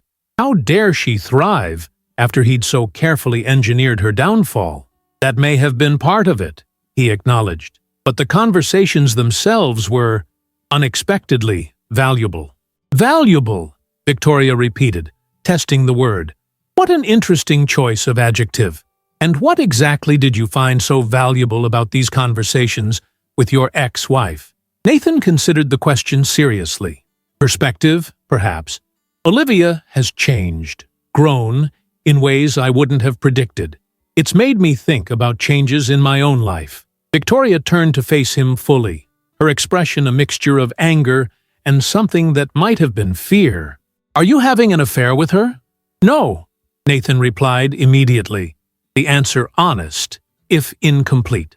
Whatever was happening between him and Olivia, it wasn't a physical affair, but the emotional pull he felt toward her, the increasing discomfort with his current life that their conversations had catalyzed, was something he wasn't prepared to name, even to himself. "Do you want to?" Victoria pressed. Nathan sighed, suddenly weary of the performance their marriage had become. "That's not what this is about, Victoria." "Then what is it about, Nathan? Because from where I'm sitting, it looks very much like a man having some sort of midlife crisis, reconnecting with his ex-wife, while his current wife remains oblivious." The accusation hung between them as their car pulled up to their building. Nathan waited until they were in the privacy of their penthouse elevator before responding. "Perhaps it's about realizing that I've been measuring success by the wrong metrics," he said quietly. "That all of this," he gestured vaguely, encompassing their expensive surroundings, "may not be what I actually want anymore."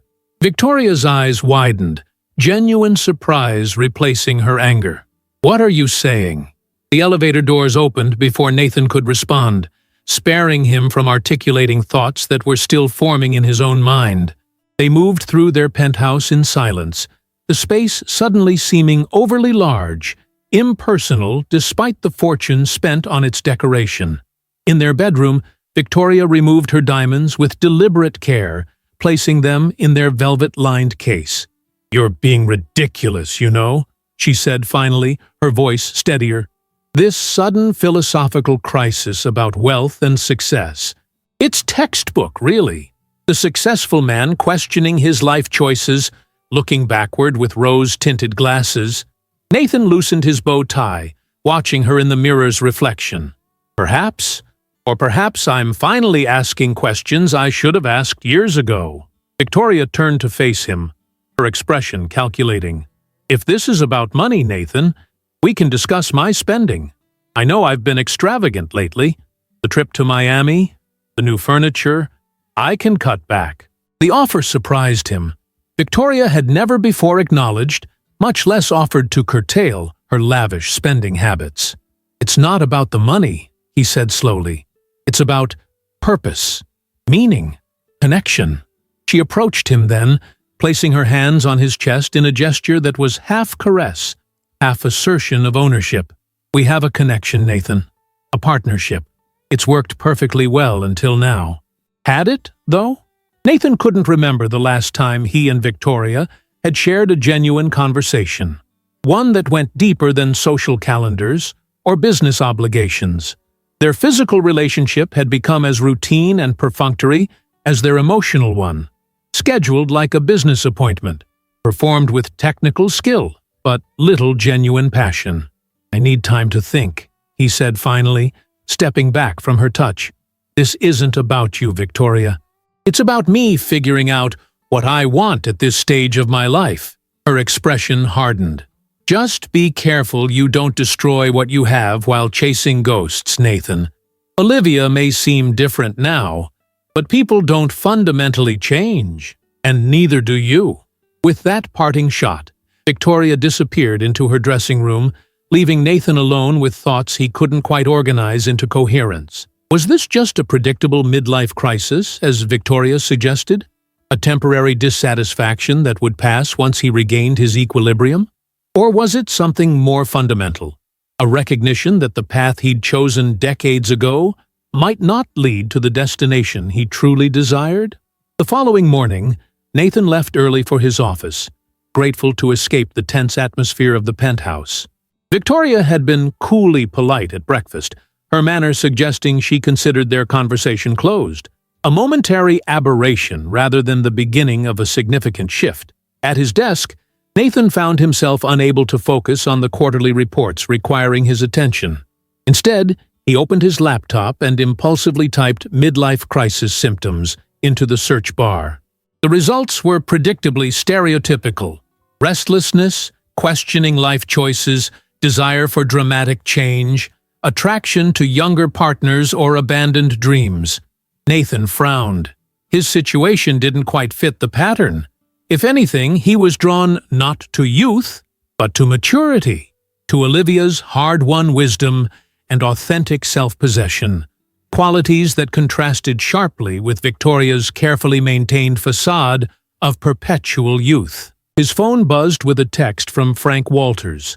Final report on OM attached. Includes details on boutique venture and current personal situation. No significant other at present. Regular routine established. Full financials compiled. Nathan stared at the message, suddenly uncomfortable with the surveillance he'd initiated. What had seemed a reasonable business precaution now felt invasive, inappropriate.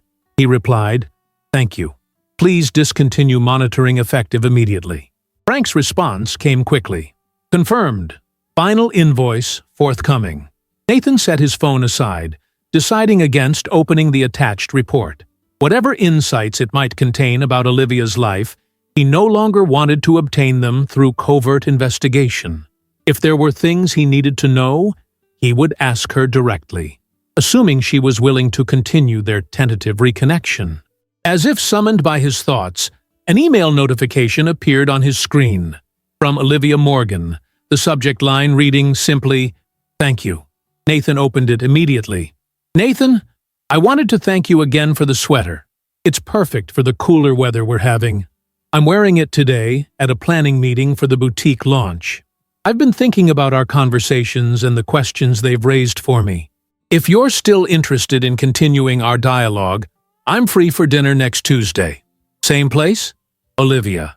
Nathan read the message twice, noting its careful tone, friendly but measured, offering continuation without rushing toward it. He crafted his reply with equal care. "I'd like that very much. Tuesday at Luciana's, 7 p.m. And I'm glad the sweater is proving useful.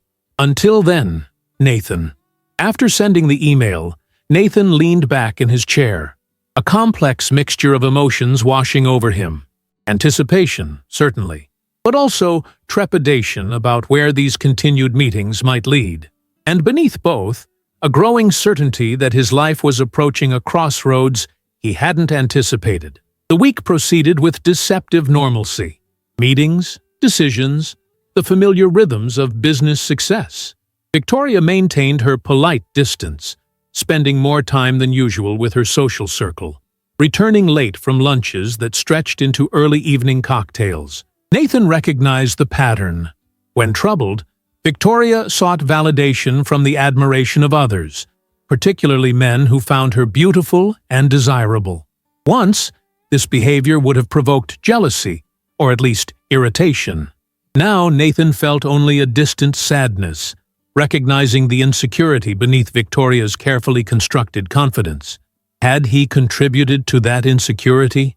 Probably.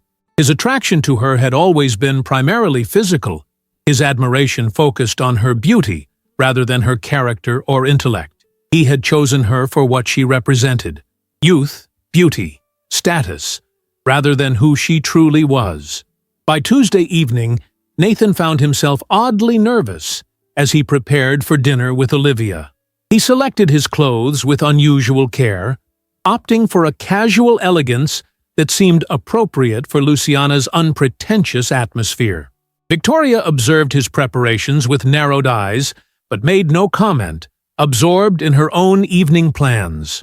Luciana greeted Nathan warmly when he arrived at the restaurant, as if he were now an established guest, rather than a stranger. "Olivia is not here yet," she informed him, "but your table is ready, the same one as before." Nathan settled in, declining a drink until Olivia arrived. The restaurant was busier than during their previous visit, the ambient noise of conversations and clinking glasses creating a pleasant background hum. He checked his watch. 10 minutes past 7. Unusual for Olivia, who had always been punctual. At 7:30, with no sign of Olivia and no message explaining her absence, Nathan began to worry. Had something happened? Or had she simply changed her mind about continuing their conversations? He was considering texting her when the restaurant door opened and Olivia rushed in, slightly breathless, her caramel hair wind-blown, her cheeks flushed. "I'm so sorry," she said as she approached the table. "Crisis at the studio. One of our key investors showed up unexpectedly, and I couldn't get away." "No apology necessary," Nathan assured her, standing to help with her coat. "Business emergencies are something I understand all too well." Settled across from him, Olivia ordered a glass of wine and took a moment to compose herself. "It's been a challenging day," she admitted. "The boutique launch timeline has accelerated. We're opening in 6 weeks instead of 3 months. "That's significant compression," Nathan observed. "What prompted the change?" "Our primary competitor announced a similar concept targeting the same demographic. We need to establish market presence first." She smiled ruefully. "The joys of business ownership. I'm sure you're familiar with the pressure." Nathan nodded, recognizing the familiar stress of competitive markets. "You seem to be handling it well." "Most days," Olivia agreed. "Today was more difficult than most. One of our suppliers is backtracking on commitments, claiming they can't meet our adjusted timeline. Anything I might be able to help with?" Nathan offered automatically, then paused, uncertain whether his assistance would be welcome or interpreted as overstepping. Olivia looked surprised by the offer. "That's kind of you, but I think we've got it under control. My team is negotiating alternatives."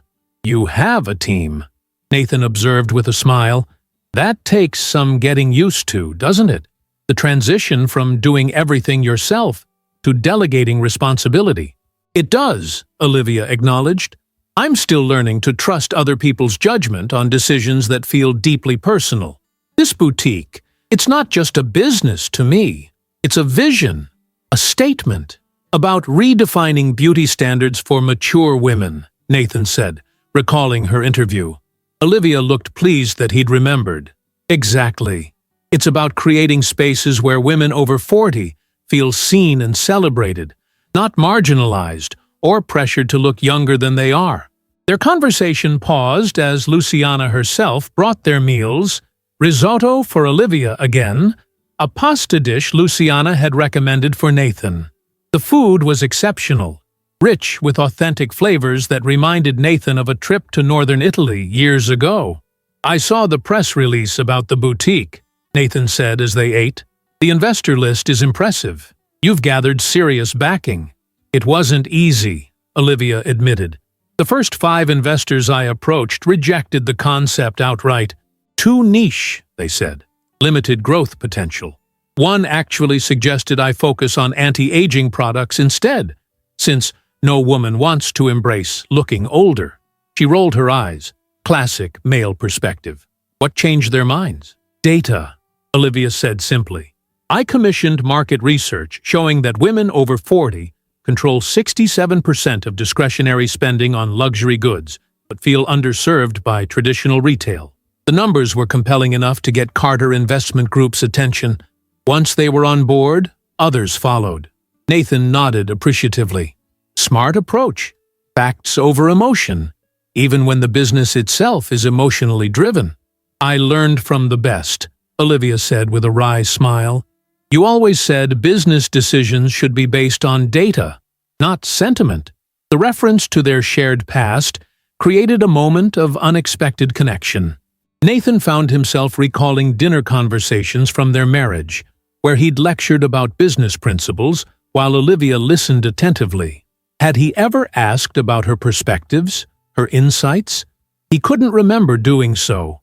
I've been thinking about our marriage, Nathan said, the words emerging before he could censor them, about how one-sided it was, how little space I created for your aspirations. Olivia set down her fork, clearly surprised by this turn in the conversation. That's unexpectedly reflective of you, Nathan.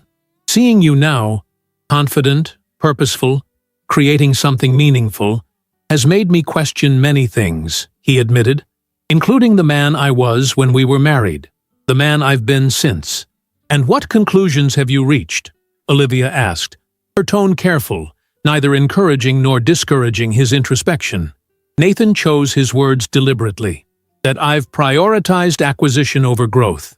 That I've confused success with fulfillment. That I've created a life that looks impressive from the outside, but feels increasingly hollow from within. Olivia studied him, her green eyes searching his face for sincerity. That's quite an epiphany. It's been gradual, Nathan acknowledged, but seeing you again accelerated the process. The contrast between who you were then and who you are now is striking. Divorce was my catalyst, Olivia said quietly. What's yours? The question hung between them, direct and challenging. Nathan found himself unable to formulate a response that didn't sound self-serving or disingenuous. I'm not sure, he said finally. Perhaps a recognition that time isn't infinite, that choices have consequences beyond financial statements and business acquisitions. Olivia nodded slowly. Midlife reckonings come for most of us, I think. The fortunate ones pay attention. The remainder of their dinner passed in conversation that moved between business topics and more personal reflections. Nathan found himself more engaged, more present than he could remember being in years. When Luciana brought dessert, a tiramisu they agreed to share, the simple pleasure of the moment struck him with unexpected poignancy. Outside the restaurant, as they prepared to part ways, Nathan found himself reluctant to end the evening. Would you consider showing me the boutique space? He asked impulsively. I'd be interested to see your vision taking physical form. Olivia hesitated, clearly weighing the request. It's still very much under construction, she cautioned. More concept than reality at this point. All the more interesting, Nathan countered, seeing the transformation process. After a moment's consideration, Olivia nodded. All right, it's not far from here, actually. We can walk, if you don't mind. They strolled through the West Village streets, the autumn evening crisp but pleasant. Nathan found himself noticing details he typically overlooked. The varied architecture of the brownstones, the warm light spilling from restaurant windows, the easy camaraderie of people engaged in ordinary evening activities. It's here, Olivia said eventually, stopping before a storefront with papered windows and construction permits visible in the glass. She retrieved a key from her purse and unlocked the door, ushering Nathan into a space in the midst of transformation. The interior was illuminated by temporary construction lights, revealing high ceilings, original brick walls, and concrete floors yet to be finished. Plastic sheets protected areas where work was in progress, and architectural plans were pinned to a makeshift bulletin board. "It doesn't look like much yet," Olivia acknowledged, leading him further inside. "But in 6 weeks, this will be the flagship Olivia Morgan Collection boutique." She gestured toward different areas. Curated clothing collections there, accessories along that wall, a styling consultation space in the back where clients can work one-on-one with personal shoppers. Nathan moved through the space, genuinely interested in the layout and concept. "The exposed brick adds character," he observed. "Are you keeping the industrial elements?" "Yes, but softened with warm lighting, comfortable seating, artwork by female artists." Olivia pointed to the architectural renderings on the wall. "The idea is to create an environment that feels both sophisticated and welcoming, not intimidating like most luxury boutiques." As she described her vision, Nathan was struck by her passion and clarity of purpose. This wasn't merely a business venture for her, but a deeply personal mission, creating spaces where women like herself could feel valued and understood. "It's impressive," he said sincerely. "Not just the concept, but your commitment to it, the transformation from idea to reality." "Thank you," Olivia replied, seeming genuinely pleased by his assessment. "It's been challenging, but deeply satisfying." They stood together in the half-finished space, surrounded by potential, yet to be realized. In the stark construction lighting, Olivia's face showed subtle signs of age, fine lines at the corners of her eyes, a slight softening of her jawline, changes that spoke of experience and character rather than diminishment. She was beautiful in a way that transcended conventional standards, authentic in a manner Victoria's carefully maintained perfection could never achieve. "I should go," Nathan said finally, aware of an increasing pull toward her that he wasn't yet ready to examine fully. "Thank you for showing me this." Outside, they parted with a brief, slightly awkward embrace. More than a handshake, but less than the kiss on the cheek they'd exchanged at their previous meeting. Nathan watched Olivia's car pull away before signaling his own driver, his mind filled with images of the boutique space and the woman who had conceived it. Back at the penthouse, Nathan found Victoria entertaining guests. 2 couples from their social circle, the men in casual designer wear, the women showcasing the latest cosmetic procedures alongside their expensive jewelry. Their laughter seemed brittle and forced as Nathan entered, glasses of champagne in hand. "Nathan!" Victoria exclaimed with exaggerated warmth. "We didn't expect you so early. Join us. We're celebrating Jennifer's new summer home in the Hamptons." The contrast between this scene and his evening with Olivia struck Nathan with almost physical force. Here was his current life, surface-level connections, conspicuous consumption, conversations devoid of substance. He made polite excuses and retreated to his study, pouring himself a scotch as the forced laughter continued in the living room. Seated at his desk, Nathan opened his laptop and navigated to the Reynolds Enterprises website. The company mission statement greeted him, creating exceptional value through strategic acquisition and market dominance. Words he'd approved years ago, focused entirely on financial metrics and competitive positioning. He thought of Olivia's boutique, its purpose extending beyond profit margins to touch on deeper human needs. Recognition, celebration of authentic beauty, spaces where women could feel truly seen. When had he last created anything with such meaningful intent? Nathan closed the laptop, a decision crystallizing in his mind with unexpected clarity. Something needed to change, not just in his personal life, but in his approach to business, to purpose, to legacy.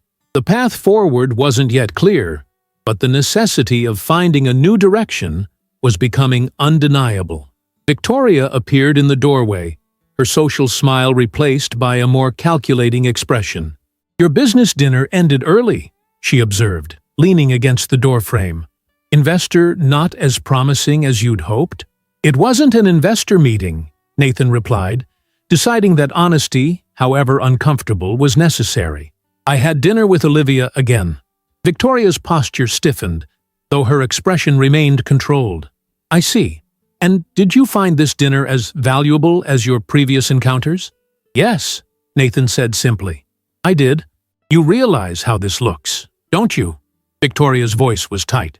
My husband repeatedly dining with his ex-wife, keeping it secret from me? I'm telling you now, Nathan pointed out. And there's nothing inappropriate happening, Victoria. We're just talking. Just talking, she repeated skeptically. About what, exactly? Old times? Shared memories?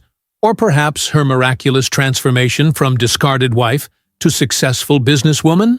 The characterization stung, not least because it contained elements of truth. About many things, Nathan said carefully. Business? Personal growth? Perspectives on life? Victoria laughed, the sound sharp and humorless. How very philosophical. And these deep conversations couldn't possibly happen with your current wife? The question hung between them, its answer obvious to both. When had he and Victoria last discussed anything more meaningful than social engagements or renovation plans? Their marriage had been built on mutual benefit rather than genuine connection. Her youth and beauty enhancing his status, his wealth and position securing her lifestyle.